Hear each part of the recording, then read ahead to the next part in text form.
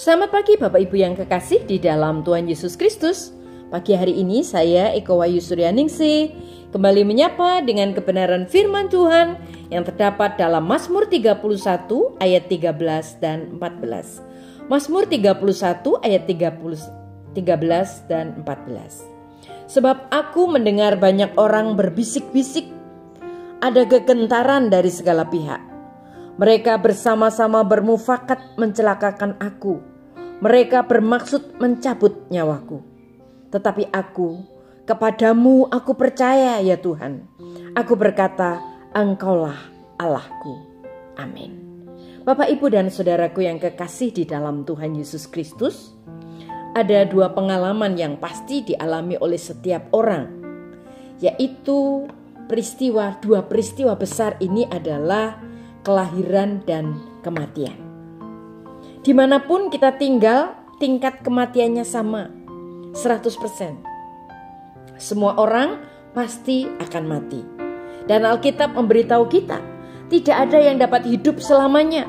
Semua orang akan mati. Tidak ada yang dapat luput dari kuasa maut. Mazmur 89 ayat 48 mengatakan, tidak ada yang dapat hidup selamanya. Semua orang akan mati. Tidak ada yang dapat luput dari kuasa maut. Ketika teman atau anggota keluarga kita tinggal berada di akhir hayatnya, bagaimana kita bisa menolong mereka? Ketika ada teman atau sahabat kita yang dalam kondisi kritis, apa yang harus kita buat? Kita memberikan dukungan.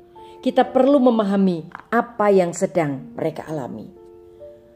Setiap orang akan bereaksi berbeda, tetapi ada beberapa tahap umum yang biasanya dilalui orang-orang dalam menghadapi kematian.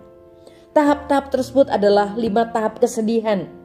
Tahap itu yang pertama diidentifikasikan oleh Elizabeth Kubler dalam bukunya yang terbit tahun 1969, On Death and Dying. Dan kita dapat menemukan tema serupa di dalam kitab Mazmur. Bapak Ibu yang kekasih di dalam Tuhan, kesedihan itu membantu kita memahami dan mendukung teman atau anggota keluarga yang sedang menyiapkan kematian, yang sedang menghadapi kematian. Kita bisa sungguh menolong, mendampingi. Ketika seseorang diberi kabar bahwa mereka akan meninggal, mereka mungkin menanggapi dengan penyangkalan. Penyangkalan mengatakan hal-hal seperti ini tidak mungkin, tidak akan terjadi padaku. Itu sebabnya kita perlu menguatkan. Kita perlu meneguhkan. Tapi juga ada orang yang bereaksi dengan kemarahan ketika dia mendengar tentang berita tersebut.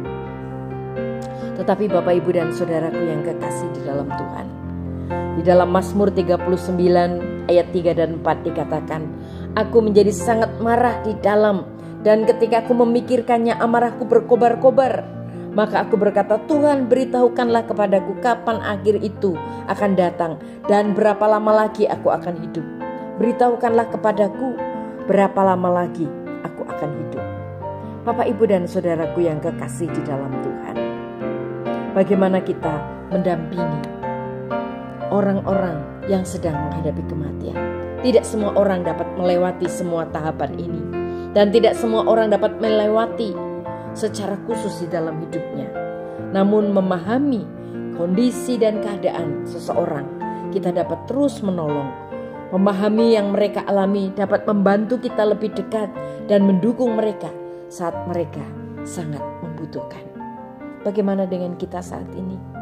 Ketika ada orang-orang yang sedang menghadapi kondisi kritis, mari dampingi dan kuatkan, teguhkan, menjadi teman yang sangat setia untuk menolongnya. Amin. Mari kita berdoa. Tuhan Yesus, terima kasih buat firman-Mu hari ini. Berikan kami kekuatan Tuhan untuk terus menolong, mendampingi orang-orang yang saat ini sedang dalam kondisi kritis. Berikan kami kekuatan, karena kami pastikan bahwa ada di dalam Tuhan Yesus Kristus keselamatan kekal hanya di dalam Engkau. Dalam nama Tuhan Yesus kami berdoa. Haleluya. Amin.